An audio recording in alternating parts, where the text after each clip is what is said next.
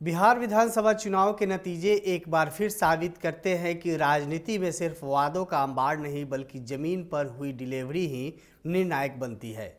प्रधानमंत्री नरेंद्र मोदी की व्यापक लोकप्रियता और मुख्यमंत्री नीतीश कुमार की विश्वसनीयता तो एनडीए की जीत का आधार थे ही, लेकिन असली बढ़त उन्हें उस राजनीतिक संतुलन और योजनाओं की सूक्ष्म रणनीति ने दी जो सीधे जनता की रोजमर्रा की जिंदगी को छू रही थी। बिहार विधानसभा चुनाव के परिणाम कई मायनों में हैरान करने वाले हैं। प्रधानमंत्री नरेंद्र मोदी की अपार लोकप्रियता के बीच मुख्यमंत्री नीतीश कुमार का विश्वसनीय चेहरा तो बहुत बड़ा फैक्टर है ही।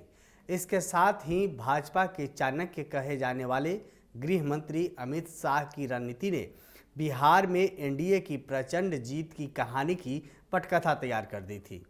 लेकिन इस पटकथा में सियासी तर्का उन योजनाओं का भी था जो जनता तक सीधे पहुंच रही थी, जिसका लाभ सीधे जनता तक पहुंच रहा था। हालांकि विरोधी पक्ष की ओर से भी लगातार योजनाओं की बरसात की जा रही थी। खास बात यह रहा कि जो भी योजनाएं एनडीए की ओर से आती उससे बढ़ चढ़कर लाभ देने का वादा विपक्षी महागठबंधन की ओर से किया जाता। लेकिन बिहार की राजनीति गुना गणित में डिलीवरी कर देने और डिलीवरी करने वालों का वादा करने के बीच का अंतर चुनावी परिणाम में साफ दिखा। खास बात यह है कि बिहार के चुनावी मैदान में इस बार दिलचस्प मुकाबला सिर्फ वोटों का नहीं था बल्कि वादे बनाम डिलीवरी का था। एनडीए की ओर से लाई गई कई योजनाएं भले ही क्षमता में सीमित दिखती हो, लेकिन वे समय से पहले सबसे बड़े पैमाने पर और सबसे विश्वसनीय रूप में जनता तक पहुंच चुकी थी। इसके विपरीत महागठबंधन ने हर योजनाओं पर ओवरबिड किया। आप यूँ कह सकते हैं कि ऐसी कई योजनाएं एनडीए और महागठबंधन की ओर से लाई गई जो देखने समझने में तो एक जैसी थी, लेकिन उनके लाभ में बड़ा अंतर था। कई मायनों में एनडीए की कम क्षमता वाली लाभार्थी योजनाएं लेकर आया, लेकिन महागठबंधन ने उनसे बढ़ चढ़कर घोषणा की। जैसे एनडीए ने 125 यूनिट की बिजली की घोषणा की तो महागठबंधन ने 200 यूनिट फ्री देने की घोषणा कर दी। वहीं कांग्रेस ने 300 यूनिट बिजली फ्री करने की घोषणा कर दी थी। इसी तरह माई वहन योजना के तहत तेजस्वी यादव ने महिलाओं के खाते में 2500 रुपये के महीने के हिसाब से आगामी 14 जनवरी को एक मुश्त 30,000 रुपये देने का वादा किया था।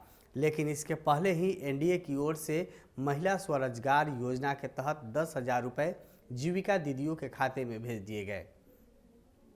वहीं इसके बाद आगे की योजनाओं पर भी महागठबंधन की सरकार में 1,500 रुपये महीने वृद्धा पेंशन देने की योजना की थी, लेकिन नीतीश सरकार ने 400 से बढ़ाकर 1,100 रुपये वृद्धा पेंशन योजना कर दिया।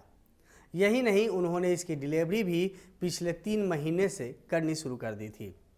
इससे भी आगे तेजस्वी यादव ने हर घर नौकरी का वादा कर दिया जो जनता के गले ही नहीं उतरी। इसके उलट एनडीए ने कहा कि वह 10 लाख और सरकारी नौकरी देंगे और कुल 1 करोड़ रोजगार के मौके सृजित करेंगे। जाहिर तौर पर इस वादे पर जनता को अधिक भरोसा हुआ और इसका असर सीधा पड़ा। जानकारों की नज़रों में बिहार की जनता ने एक बार नीतीश कुमार की ये डिलीवरी पर भरोसा जताया, ना कि तेजस्वी यादव के वादों पर। इन चुनाव परिणामों से निष्कर्ष बिल्कुल स्पष्ट है कि बिहार की जनता अब वादों पर नहीं बल्कि योजनाओं की विश्वसनीयता और समयबद्ध डिलीवरी को प्राथमिकता देती है। महागठबंधन के पास घोषणाएं थी, लेकिन एनडीए के पास ट्रैक रिकॉर्ड और ठोस क्रियान्वयन था। यही अंतर वोटों में बदल गया। इस चुनाव ने बिहार की राजनीति को एक कठोर संदेश दिया है कि भविष्य उन्हीं का है जो योजनाओं का ऐलान नहीं बल्कि उसका लाभ जनता तक पहुंचाने का गारंटी दे सकते हैं। दूसरी खबर काट दीजिए, हाँ स्टॉप कर दीजिए तब।